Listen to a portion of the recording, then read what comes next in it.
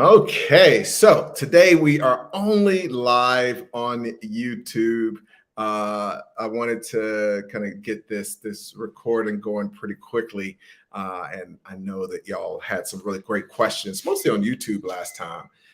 So we're going to do some question answer at the end, and then we'll spend a little bit of time on the subject of today's talk, which is I got a question in the Patreon. And they basically asked, like, hey, what would you do if you're starting from scratch? So, I'm trying to figure things out. Let's see, gosh, yes.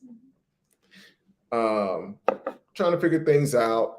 And, I don't have much cash. I'm starting from scratch. I want to do something. And maybe it's a side hustle in addition to my job, but I don't really know what the options are.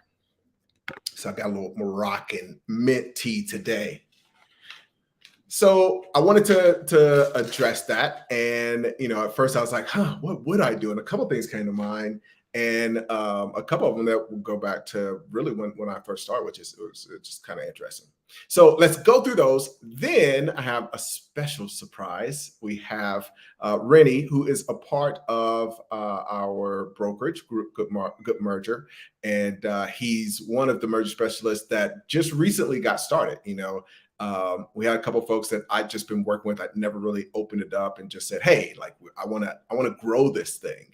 And last year realized, man, there's just a huge opportunity. Also, I saw Andrew, who had already interviewed here. He was doing better and better. Around that time, he had hit his first five-figure. Actually, no, it wasn't his first five-figure month. It was, but it was a big month. It was 30,000, so that was a larger month for him. He'd had some that were like maybe 12 and that kind of thing. And so I just realized, you know what? It's time to grow this thing. I talked the other day about the $68 trillion opportunity, and part of that is just seeing what was happening in the market. It's one thing to talk statistically, but it's another thing to actually see the results and see the opportunities coming. And, again, having someone who's 22-year-old getting a brokerage. I honestly, when he first started, was like, there are going to be a lot of these baby boomers. They don't want to deal with a young person. They're going to think you're a kid and that kind of thing. And so to see how well he has done was really motivation. Now we have a group of 4. They're already starting to kill it. And so I wanted to go back. It's easy to say, okay, here's where this person is and they're making money. And that's what everybody wants to focus on to get you into programs and that kind of thing. But I want to start from the very beginning and talk about Rennie's experiences. He just recently had a deal where he started making presentations as a merger specialist to private equity funds. So, 3 months in, he's making his first presentation. Had I think 4 or 5 presentations to private equity funds, and now it's going through the process of getting those offers in and all that. So I thought it'd be great. This is a good time where he's past the studying. He's actually just getting started, and bring him on and talk to him. So let's get started first with my thoughts on what I would do if I was starting from scratch. And that was a question that came from Jeffrey. Appreciate you and love having you a part of Patreon. By the way, if you're interested in getting involved with on the Patreon side of things, you can go to patreon.com/AceChat. All right. So number one for me, and this is kind of a rule that you're going to see in all 3. So basically 3 things, and I'm going to give a high level kind of a view today and give you the reasons why. And then the second part of this will be a breakdown of like exactly the steps that I would do. So one of the things that is a thing throughout all 3 of these strategies is that they're all focused on B2B. One of the mistakes that most people make, because we see it a lot more, is that they want to sell to consumers. They either want to sell to consumers or they want to try to do something where they're having people get started in business from scratch and that kind of thing. And while obviously there can be opportunities there, when you're trying, especially if you're like, hey, I'm in a time crunch, like when you're trying to get some started, you want to get to cash flow and you're not, trying to do it in 6 months or a year and that kind of thing before you have any opportunities to make money. The first thing is trying to focus on businesses that are already in business. So if you can focus on a business that your service providing it to businesses that are already in businesses, there are basically some benefits that come with that. So if you have a service that you're trying to sell to consumers, it's difficult. It's like herding cats to find and get contact information and figure out who wants it and that kind of thing. If, on the other hand, you have a service that is specifically for plumbers, you can find all of those plumbers. You can find exactly their address, you can get their phone number, their email is public. All of those things are really cool. Hold on one sec. Let me let this noise.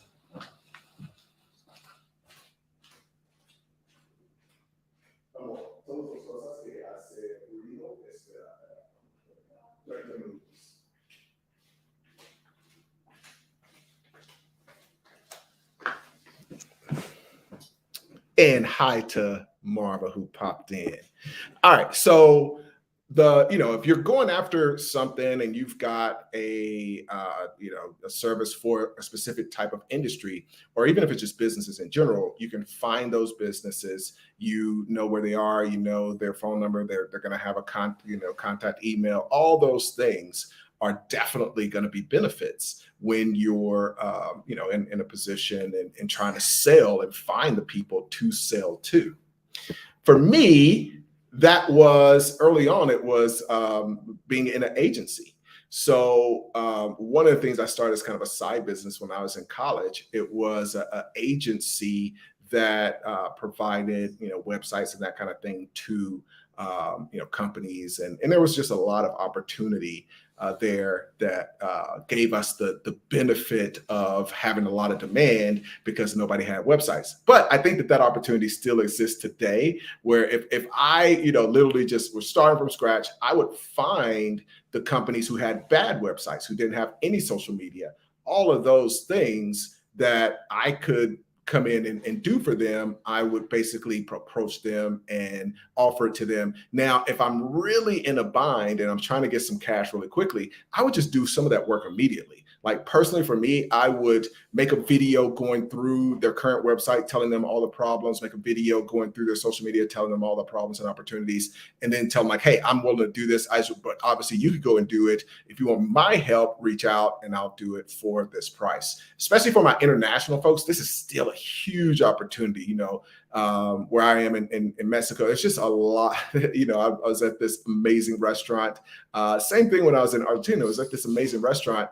And then I was trying to find their website to go back, get the address, because I just happened to be walking by and I was going to put it in Uber. And they didn't have a website. So I find it, I go back and I'm like, hey, I couldn't find y'all on the internet. Like, yeah, we don't have a website. Like those still exist. And that's an opportunity. I'm literally telling the guy like, dude, this is in a tourist area. Like if people are going to be searching, you got to be on Google, he probably was tired of me, but going in and just telling him like, hey, I'll do this for you for this price. Now, if you're a deal maker, and that's the case with all of these, if you're a deal maker, I don't want to just give you like, here's a hustle to go and make some cash. You can negotiate to get some equity for doing some of that work. The second thing that I'll be doing, and we're going to talk a little bit about this with Rain, but the second thing I would be doing is helping businesses get financing. So again, same thing. I want to go after businesses. I don't want to spend a bunch of time trying to search for customers, building up a huge Instagram, building up a huge YouTube follow, like all of those things. I want to go out, have a service that I can provide, and then provide it. Now, people that offer financing, they don't want to do a lot of work to go find the people. And it's really difficult to do the work to go find the people that need that financing at the right time. So if you're somebody that can go and reach out to businesses and build that relationship, you can earn a commission for helping them get financing. And I can tell you, right Right now, with everything that's going on in the economy, just in broad sectors, you can look and see like who is which industries are having trouble getting the materials and things in because of just all of the issues that are going on, from the craziness that's been happening in China to now everything happening with the war in Europe. Supply chains are just in chaos. And so there are a lot of businesses that need money and may not know that they can get money. And you can become a specialist just helping them get access to funds. That's one that's been one of our big income streams in Good Merger, has been helping businesses get access to financing. And if we don't invest or provide the lending, that we get a brokering fee, and the income can be really great. And if you have certain types of businesses that need certain types of financing, you can also give them the financing they need and get ongoing commission. So in some of the deals that we have, every month we get a check, for certain types of factoring financing, for certain types of merchant advance financing, certain types of factoring financing. We'll get paid every single month, as Kevin O'Leary says, in perpetuity. So that is another one. Royalty financing is also in that. The final one, and it's what we're going to be talking about today, is brokering businesses. And that's mainly because, it's always been a cool opportunity. But I think right now, helping those business owners, those baby boomers who are looking to sell a business. And, I was talking on a podcast yesterday and was telling a story of me owning a business. I had a business, and this was in Chattanooga. And I bought this business. One of the things that I do when I buy a business is I introduce myself to everybody who's, if it's in a building, everybody who's the neighbors, if it's in a shopping center, or just if it's just neighboring businesses. And so I go and I introduce myself to all of the business owners. Well, there's a business right next door that was basically in retail, and they had a lot of business coming in. I had bought this spa. We got a lot of their business. We had a lot of customers who might get there early. They would go and spend time in the store. So it was a very symbiotic and worked really well. Well, I was only in the business maybe a couple times a month. One day I pull up and I see this store closing sign on our neighbor's business. And so I walk in, I talk to the lady. I'm like, hey, this is somebody I saw pretty regularly. And I'm like, what's going on? Like, why are you closing the business? And I figured maybe she was older, so maybe she was having bad health or something, because I knew the business had to be doing pretty well. And I'm like, what, did business go down? Like, what's going on? And she basically said, nope, I'm retiring. And I'm like, okay, well, you're retiring, but why are you closing the business? And she's like, well, I'm closing the business because I'm ready to retire.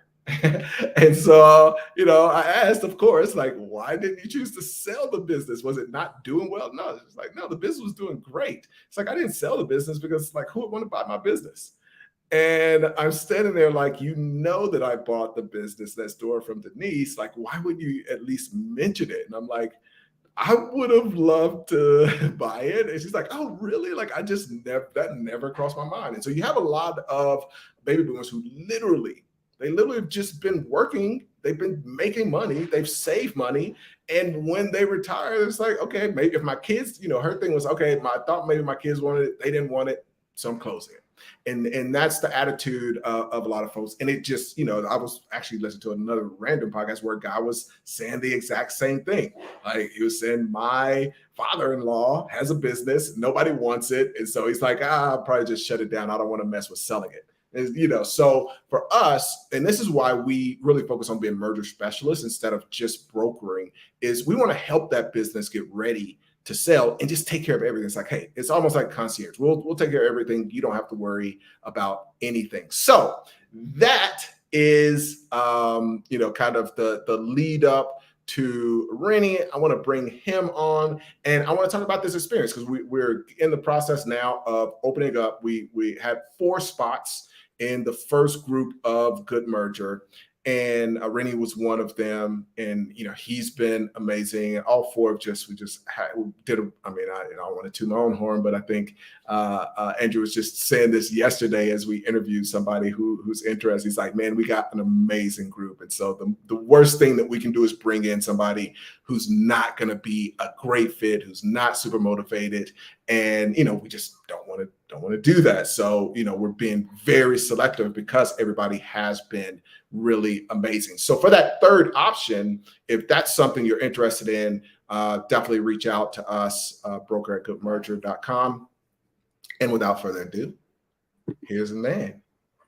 Hey, what's up? What's up, Ace? How's it going? How you doing, man?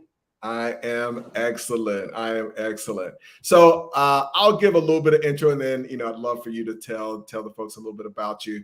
But Rennie's, like I said, he's been a part of the initial four, and just was very impressed with his interview, with his passion and willingness to work and focus on this as a priority, which is very important.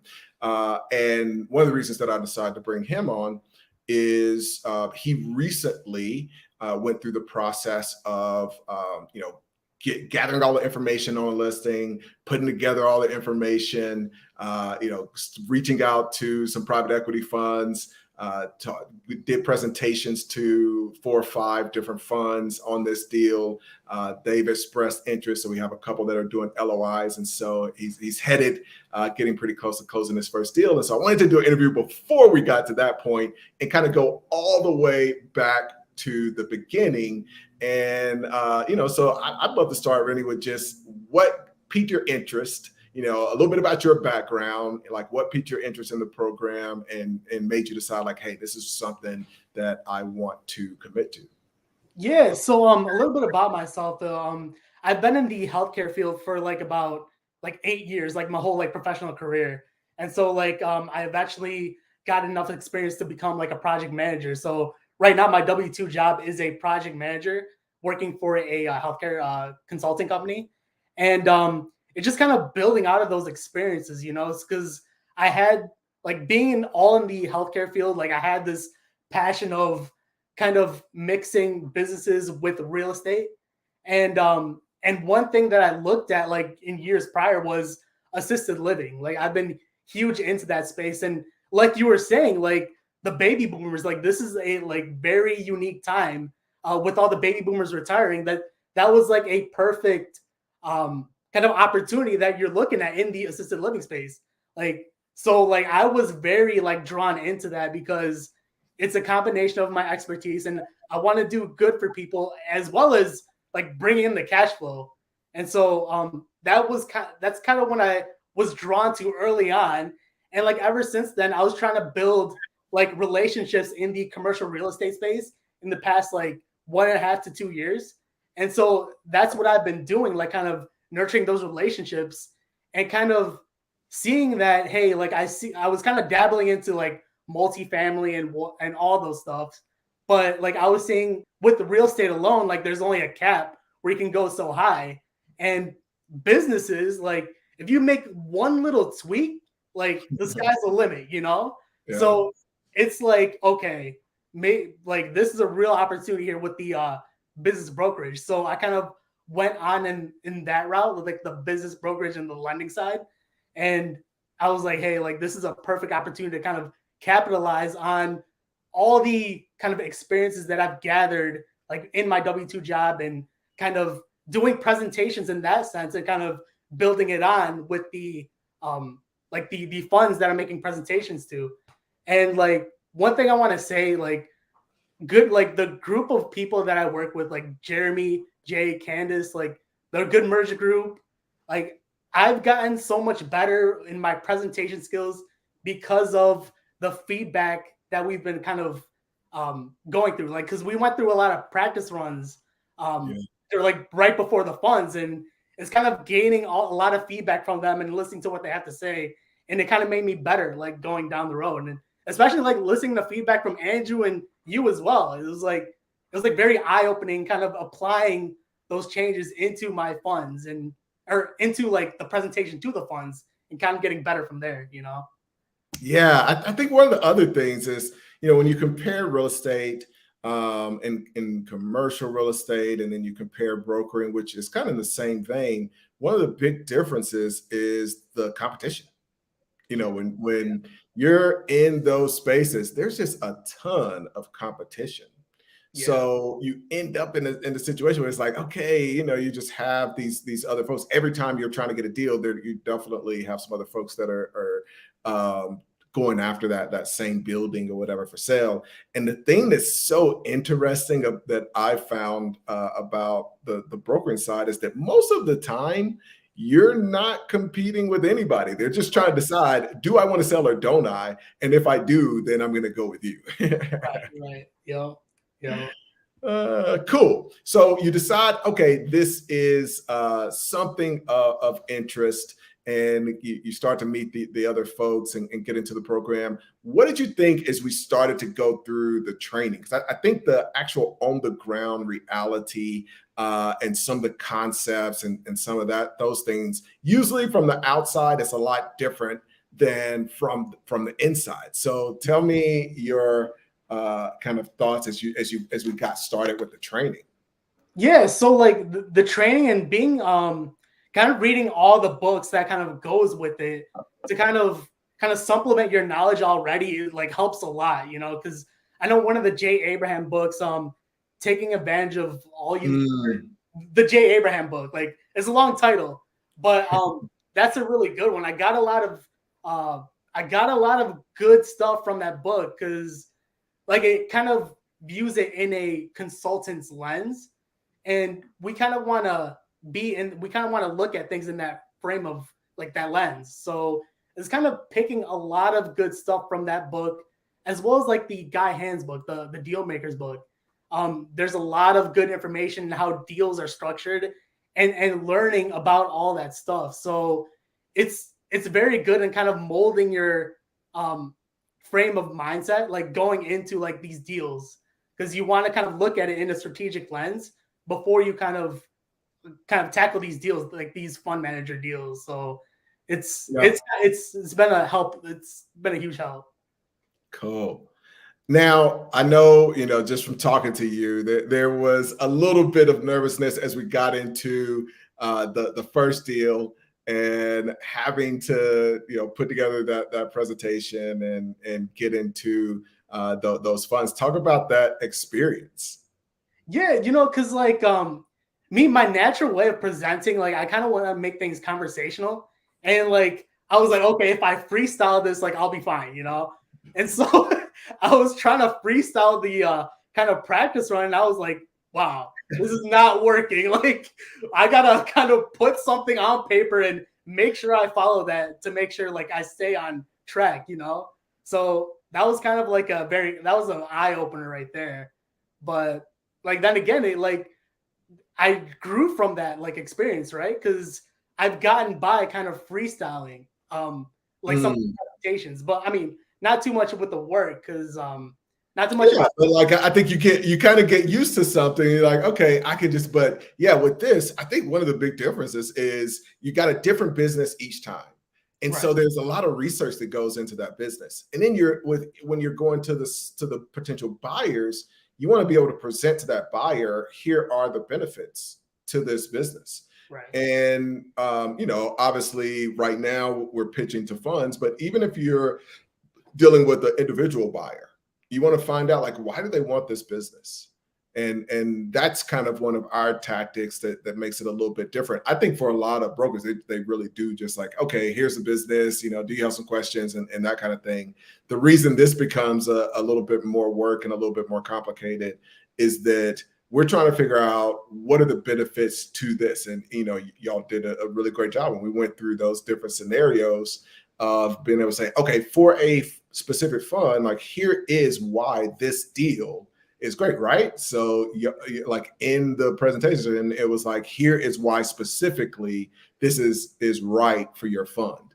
And same thing if it's an individual, here's why this deal is right for you, but you've got to understand what that individual wants. Like if there's somebody who's quitting their corporate job and they are trying to replace income, for those folks, it's here, this business has consistent cash flow, just like your job did, that kind of thing. If it's somebody who's adding the deal to their portfolio, it's here's why this deal is going to benefit your other businesses strategically. It's like, I think that's one of the things where we take more of an investment banking approach, and y'all did a really good job of putting it together. So how did you feel after making those presentations? It felt amazing because making the presentations to the 5 funds. That's a milestone. Like, Yeah, that's a huge milestone, man. it's definitely huge, and I could see the improvement that I made within each fund. So I saw the incremental improvements from the first one to the second one to the third one, and so on. So it was huge, and it kind of gives me a good foundation and making presentations to funds later on down the road. So Yeah. it was huge.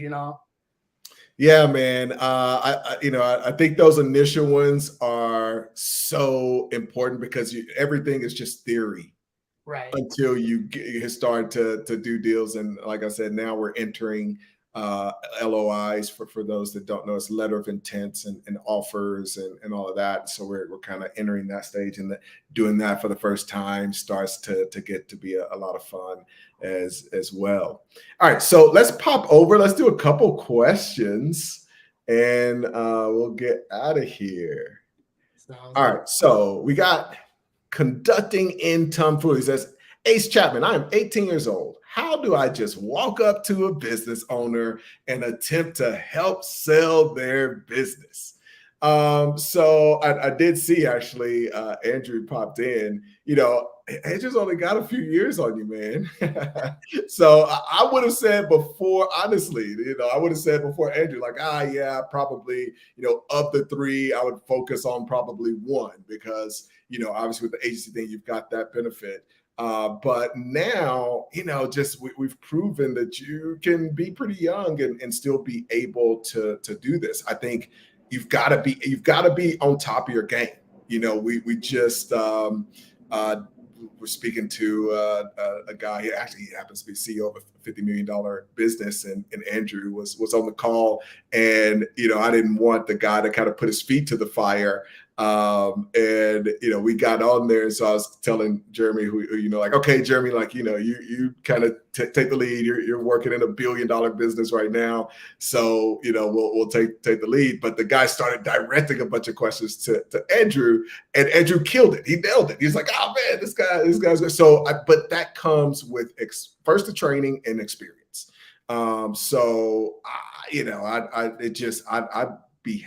obviously I got started in the game at 19, and was coming in as a buyer. But I think as a broker, if you come in and you're confident, and you know your stuff, I think it's gonna be easier. What would you add to that, or what advice would you give somebody who's 18 and trying to get into this space?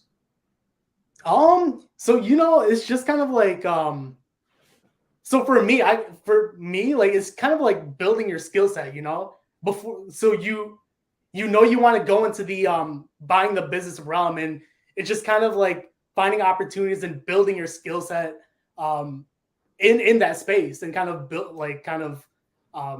getting better at that, and then kind of going from there. Yeah. I think once you have the skill set and the education, it becomes a lot easier. Right. Exactly. All right, Andrew did pop in, so you guys can check out Andrew here. He's I'll take his comment off so you can see show the shirt. I gotta rep the merch. Rep the merch. Thanks for popping in, Andrew. Amy LB says, "Hey Ace, what's your opinion on buying software companies?" Everything depends on the deal. It's all about the deal. I think the biggest thing to filter based on is filtering the high multiple deals. There's just a lot of businesses that are in high multiples. I think all of that's coming down, and we're seeing it in the public market. Stocks have just gotten absolute. Those mostly software companies and tech related companies have just gotten slaughtered in the market and bringing those multiples down. And we just saw the thing in the same space. But people in this space will still just say, hey, like I want this high multiple, but just it didn't make sense for a long time. So I think they will come down, but I think that's the thing to filter based on. For me personally, I like the finance space. Like we're buying a lot of businesses in the finance space before or just over some of the software stuff, because that stuff is, those multiples are down. You just want to, I think this is like anything else. I think people want to get, it would be like going to the stock market and saying, hey, I'm only going to invest in software companies. Like that doesn't make sense. It's like the smarter thing is to understand the dynamics of buying and selling a business and making money. The smarter thing as an investor in the stock market is understand the dynamics of the market and being able to go in and make money. So that would be the other part that I would recommend considering. Kra says, hello, Ace. How do I get started? How do I get to start a real estate private equity fund in Africa? I have never done that. And so I just, on this channel, I try not to be like the other folks that just like come up with random stuff to say. The thing that I would recommend would be find somebody who's done that and try to become a mentee, offer some value to them, find out what they need, figure out how you can offer them what they need, and in exchange, learn that space and that world. Curtis, who's CEO of Dealmakers Institute, did have some clients. We've had clients in the program in Africa, and even, buying and selling business is just a different thing. It's just a different process. So, you want to, just understand, like, we're able to obviously train and help them and do all that and give them the basis, but you got to get into the market and understand the dynamics of that market that may be a little bit different. So the thing that I will say is that you can do it. We had people from Dubai to Australia to New Zealand, just like all over, that have been a part of the PEFI program. And so you can do it, but I would recommend finding somebody that you can kind of guide you and teach you. Because the biggest thing, the reason I start these programs is I know how difficult it was for me figuring this stuff out. I mean, you could talk about that, right? Like if you were trying to just do this on your own without any of this program, like where do you think you would be in comparison? Yeah, nowhere, like, dang, there'd be nowhere, Yeah. So it's very, I don't know. Like there's just nothing that compares with having somebody guide you through the process. And you can go the other route, but it took me 20 years of bugging my head just because there was nobody out there who was offering something like a good merger or private equity fund incubator. Okay. Also, Chapman, how can I market a fund? And this will be the last one, Rennie. We'll get you out of here because I know, hey, we got deals to make, man. We got some work to do. I want you back out there making moves. So he says, how can I market a fund in incubation? I have a profitable track record and I plan to launch in near a year.